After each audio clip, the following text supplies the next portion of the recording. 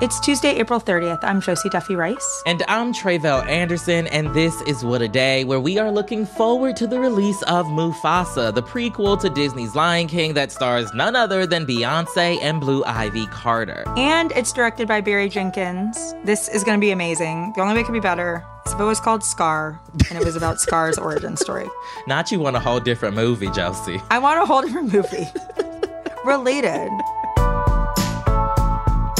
On today's show, a federal appellate court weighs in on transgender healthcare policies. Plus, we continue to follow the anti-war protests on Columbia's campus. But first, New York is holding a special election today.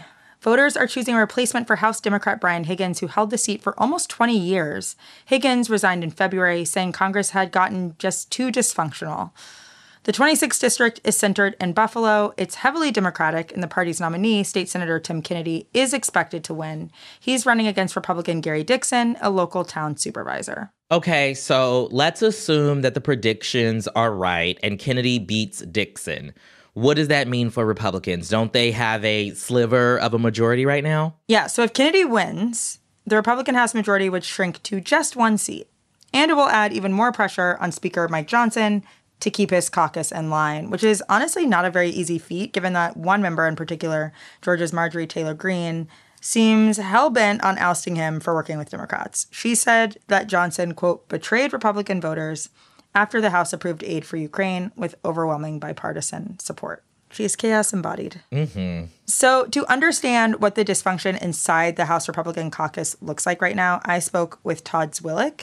He's a longtime Washington journalist, a friend of the show, and I started by asking him about what he's looking for in tonight's special election. The special is not going to have any surprises. I think it's a safe Democratic seat. I think what's important about it is that it's going to further narrow Republicans' altogether way too narrow majority in the House. I mean, the current majority as of today is 217 to 212. Democrat probably takes the seat in the New York special. That makes it 217 to 213. And when you go on your fingers and count the votes, 217 to 13 is actually a one-vote majority. It sounds like 5, but it's not 5, because as soon as one of the 217s goes to the other side, it becomes 216 to 214, and a tie vote in the House is a loser. So that's where this goes. It goes to the razor-thin Republican majority, which, apart from the numbers, has been just completely ungovernable. And the numbers show it, but also the votes have shown it.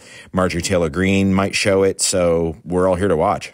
On that point about this one vote margin, right? Like, what is the mood right now among House Republicans? Because as you said, there's really no room to move. The mood is grim. How do I know that? The number of Republicans who've retired or resigned, including powerful committee chairmen who aren't coming back next year.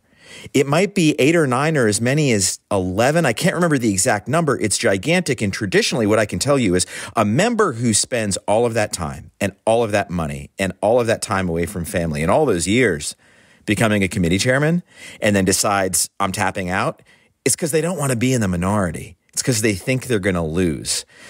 I don't know if they're going to lose, but they think they're going to lose, because why would they leave if they are going to have all that power next year? There's nothing that sucks more in politics than being in the House minority. You don't have any power unless you're a Democrat in this situation with a one-vote majority and Republicans who can't govern themselves. Then all of a sudden you do have power, and that's what makes this situation so extraordinary. On that same kind of point, we've seen slim margins in Congress before, especially in the Senate. So can you talk a little more about why this particular House Republican conference is so ungovernable? I think the big part of it is just the rending of the Republican Party by MAGA. I mean, Trump has turned this party on its head in so many ways, upending norms of every fashion, turning his party pro-Russia, having them be against law enforcement, trying to defund the FBI, trying to undermine prosecutions on his behalf. I mean, not the Republican Party you thought you knew a couple of years ago. That's part of it. The MAGA philosophy, we're going to go a little bit deeper here. It's not about governance. It's not about compromise. You don't need me to convince you of that. It's not about getting your best argument out there, getting all you can, and then cutting a deal. It's about scorched earth. It's about crashing and burning things when you don't get your way. It's about threatening your enemies, threatening the press. Really, it is. I'd love to feel like I'm exaggerating. But when that's your operating philosophy in an institution like the House and you're an anti-institutionalist, you're not there to be governed. And you're not there to govern, really. You're there to light it up and get attention on the internet, raise money, and tear it down. And not all the members sign up for that philosophy, but those that do have been empowered. There's more than them than ever. And because of some quirks in the House rules, individuals like Marjorie Taylor Greene and others, but especially her this week, they can wreak maximum havoc. And I think that's what you're seeing. Yeah. So as we were talking about Marjorie Taylor Greene, I'm in Georgia, so she's not my congresswoman, but she's too close for comfort. She has introduced this motion to vacate, which would start the process of potentially ousting the speaker. Most Republicans, even Trump, it seems like, don't want another fight. Obviously, the fight about Republican Speaker of the House has been going on in some form for years now. But what do you think the likelihood is that she actually pulls the trigger on this? Look, I think what you're going to see over the next 24 hours, you're going to see a lot of reporters running around trying to get in the faces of Republican rank and file members to find out what they think about this motion to vacate and whether MTG should pull the trigger or whether she would have support. I mean, she said before the recess, I'm doing this. He's been essentially a traitor to the Republican cause. He should resign. He has operated in the service of Democrats, mostly for passing the Ukraine funding bill. I mean, that's really the key reason. Increasingly pro-Russia, anti-Ukraine, right-wing members of the House did not want Ukraine funded in Russia's war against Ukraine, and they lost. In fact, it's not just Marjorie Taylor Greene who didn't want that. That bill passed with a minority of the Republican conference voting for it. Keep in mind, a majority of Republicans voted against it. So you've got a Speaker of the House passing major legislation to fund a foreign war, against a major adversary that the majority of their party didn't support. In fairness, honestly, to Marjorie Taylor Greene, in any House of Representatives, doing that is a recipe to get your butt kicked out, because passing a major bill like that, essentially with a majority of the other party, isn't done in our system, not if you want to survive into next week. But she doesn't have a lot of people with her. Look, more and more Republicans are saying they don't want this fight. You're right. She has 3 people with her right now on the Republican side who say they would vote for it. She says she's not backing down. She hasn't said directly. Her office, I saw one report, has said she's not backing down. And if you think she is, you're drunk or high, something to that effect, her spokesperson said. So I don't know what she's going to do. I don't know if she knows what she's going to do, but I do know if she calls the question, she's going to lose. And we should talk about the implications of calling that vote and what it would mean. Yeah. So can you put this into a little bit of context for us? This is a very religious Christian conservative MAGA Republican, Mike Johnson is, from deep red Louisiana. He's kind of having to rely on Democrats to save him right now. These are the same people he talks about as the enemy traditionally. So what does this mean about his own ability to lead his conference? And what does this say about his future? The amazing thing is that Mike Johnson is already leading something, in my experience, I think in anybody's experience, is just basically unheard of in the House. He's already sort of leading a coalitional government, like a bipartisan coalition in the House. Not officially, he's still a Republican. Republicans still have the majority. But if you dig down into some of the procedures of the House that go on behind the scenes that most people don't see, things like the operation of the Rules Committee, or when rules votes come to the floor governing debate. We don't have to spend a lot of time on it. I don't want to glaze people over with procedure, but there are a lot of insidery, kind of dusty ways to tell how efficiently the House is operating. They keep losing these votes that are supposed to make the House run. And what that means is that the House conference is dysfunctional and, like we said, ungovernable. They couldn't have passed Ukraine funding or even Israel funding in that package, Taiwan funding, the way it was set up with Republican votes. I mean, the governing majority could not have funded Ukraine or Israel. Major priorities, especially Israel, for many of them. So Mike Johnson had to turn to Democrats to get a majority of the vote. That's not done. That's unheard of. And what would happen here would be even more amazing if Marjorie Taylor Greene calls the question, right, and forces a situation where Democrats prop up Mike Johnson. They force a situation where he becomes a bipartisan leader in an era when Republicans are fighting a holy war against their enemies, against people who are enemies of the Republic and enemies of Christian morality, I suppose. I mean, there's lots of rhetoric out there. I'm not making it up. He's not a bipartisan guy. He's not a reach across the aisle moderate from northern New York. He's from deep red Louisiana, and he's a Christian nationalist, as you mentioned. So she would force him into an extraordinary and really untenable position beyond November, for sure. So there is some reprieve coming for Republicans in the next few weeks, thanks to a handful of special elections. So the first one is in California in late May to fill the seat vacated by former House Speaker Kevin McCarthy. That's a runoff between two Republicans. Then 2 more special elections in June. Even if Republicans sweep all 3, which is expected, to what extent is that going to solve the problem that the Republicans currently have, this ungovernable conference?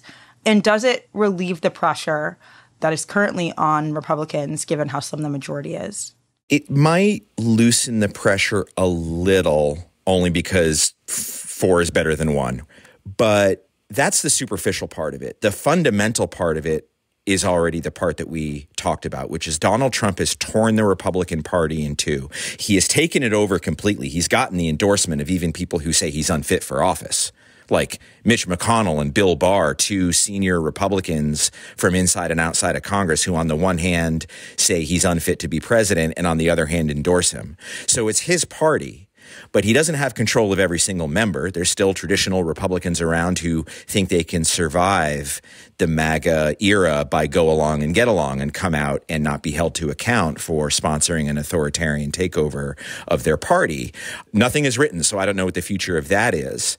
But that's the fundamental problem. And that fundamental division doesn't go away whether the majority is 1, 2, 3, 5, or 6. That was my conversation with Todd Zwillich. We'll keep an eye on this story, but that is the latest for now. We will be back after some ads.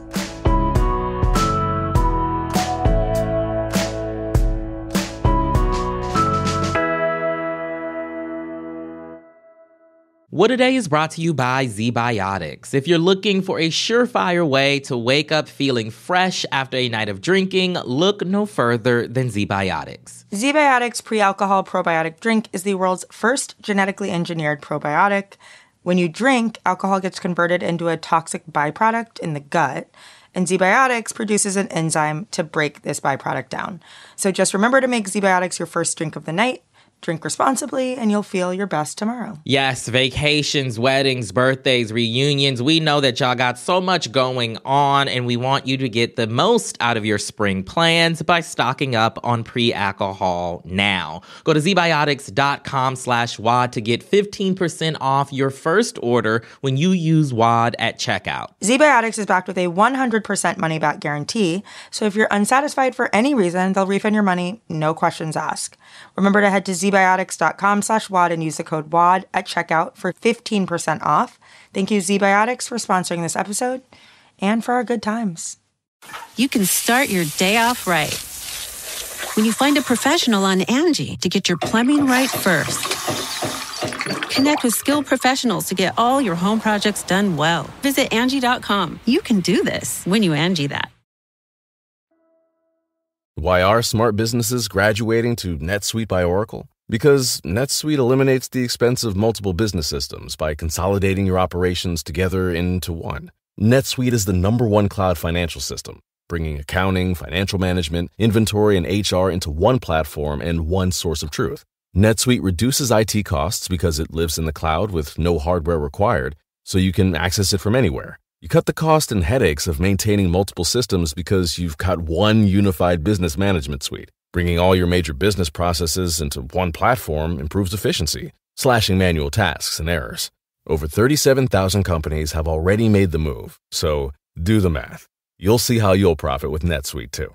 And now, by popular demand, NetSuite has extended its one-of-a-kind flexible financing program for a few more weeks. Just go to netsuite.com/podcast25 for more information. That's netsuite.com/podcast25.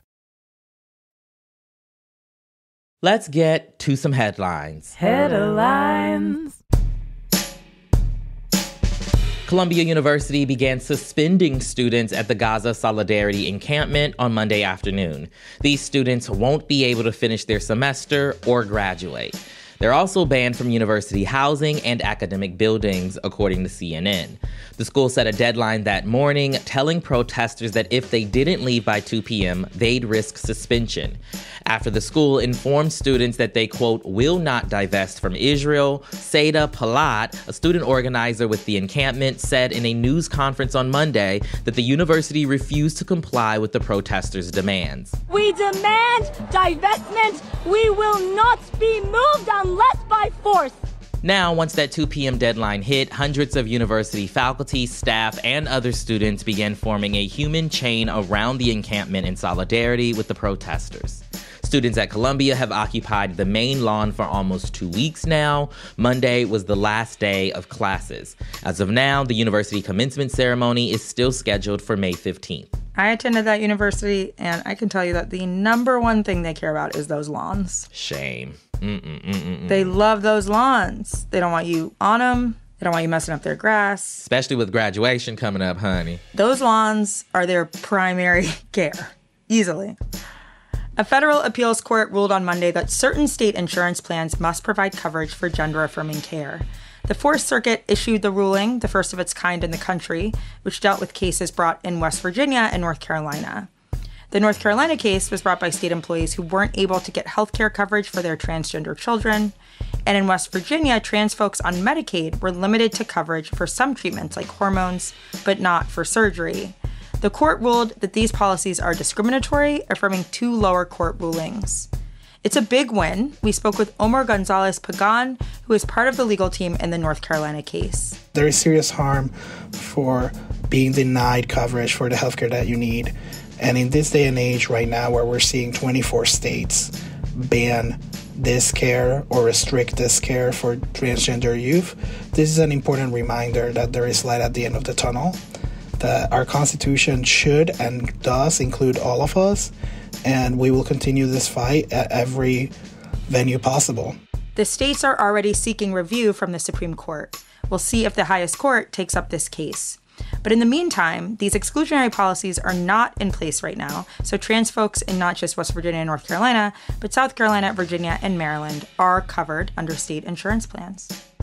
As we mentioned yesterday, U.S. Secretary of State Antony Blinken is in the Middle East working on a ceasefire deal with world leaders, and Hamas officials are reportedly considering an offer from Israel. On Monday, Blinken said Israeli officials offered Hamas a, quote, very generous deal. Blinken made the remarks at the World Economic Forum in Saudi Arabia, urging members of Hamas to accept the deal. Ceasefire negotiations between Israel and Hamas have stalled for months while the humanitarian crisis in Gaza continues to worsen. An Israeli official told CNN that the agreement asks that Hamas release between 20 to 33 hostages in exchange for the release of more Palestinian prisoners in Israeli custody. The trade would take place over 40 days, and a temporary ceasefire would be in place during that time. Hamas officials reportedly went to Egypt Monday to discuss the deal and are expected to issue a response soon. The last time there was a ceasefire in Gaza was in late November, when officials from Israel and Hamas agreed to a week-long truce. And finally, on Monday, the Supreme Court refused to hear billionaire and Tesla CEO Elon Musk's bid to challenge the Security and Exchange Commission's restrictions on what he can post on social media. The case revolves around a settlement that the SEC reached with Musk in 2018 regarding his previous posts on X, the social media platform formerly known as Twitter that Musk now owns. Musk got in trouble with the agency when he tweeted that he had enough money to take Tesla private, something he did not do. The post prompted shares in his company to skyrocket, but the SEC deemed the claim, quote, materially false and misleading to the market and said that it violated federal law. Musk signed a deal with the agency, agreeing to get legal approval before tweeting about Tesla business matters moving forward, a provision known as the, quote, Twitter sitter policy. And now Musk is arguing that that restriction goes against his constitutional right to free speech and that he was coerced into the deal. The High Court sided with the SEC, turning away the case altogether and keeping Musk bound to the agreement's terms. I love when Elon Musk loses. I don't care what it's about. I just want the SEC to require this man to get off Twitter/X entirely. When he talks, it's bad. Well, then he might have a case, Josie, okay? Then he might have a case, yeah, against me. And those are the headlines. One more thing before we go. From Trump's hush money trial to some pivotal Supreme Court hearings, it has been a whirlwind. If you want to keep up with it all, but have a life, we can't relate, but we've got you. Sign up for the What a Day newsletter and get a pithy, funny digest of the day's biggest headlines straight to your inbox. Everything you missed and why you should care 5 days a week. That is all for today. If you like the show, make sure you subscribe, leave a review, watch the Mufasa trailer, and tell your friends to listen. And if you are into reading and not just SEC regulations like me, What a Day is also a nightly newsletter. Check it out and subscribe at crooked.com/subscribe. I'm Tre'vell Anderson. I'm Josie Duffy Rice. And who's your favorite Lion King character? Simba, low-key, might be my least favorite. Oh, wow. What a teen. Hot take, Josie. Hot take. Shout out to the hyenas, though, okay? Shout out to the hyenas. Shout out to Timon. Shout out to the parrot. Toucan? The bird.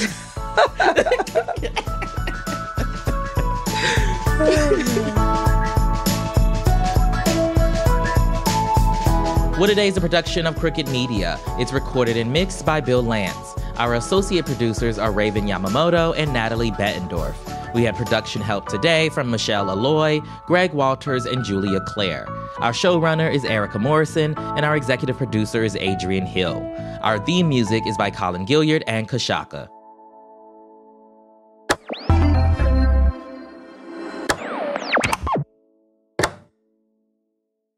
You can start your day off right when you find a professional on Angie to get your plumbing right first. Connect with skilled professionals to get all your home projects done well. Visit Angie.com. You can do this when you Angie that. Why are smart businesses graduating to NetSuite by Oracle? Because NetSuite eliminates the expense of multiple business systems by consolidating your operations together into one. NetSuite is the #1 cloud financial system, bringing accounting, financial management, inventory, and HR into one platform and one source of truth. NetSuite reduces IT costs because it lives in the cloud with no hardware required, so you can access it from anywhere. You cut the cost and headaches of maintaining multiple systems because you've got one unified business management suite. Bringing all your major business processes into one platform improves efficiency, slashing manual tasks and errors. Over 37,000 companies have already made the move, so do the math. You'll see how you'll profit with NetSuite too. And now, by popular demand, NetSuite has extended its one-of-a-kind flexible financing program for a few more weeks. Just go to netsuite.com/podcast25 for more information. That's netsuite.com/podcast25.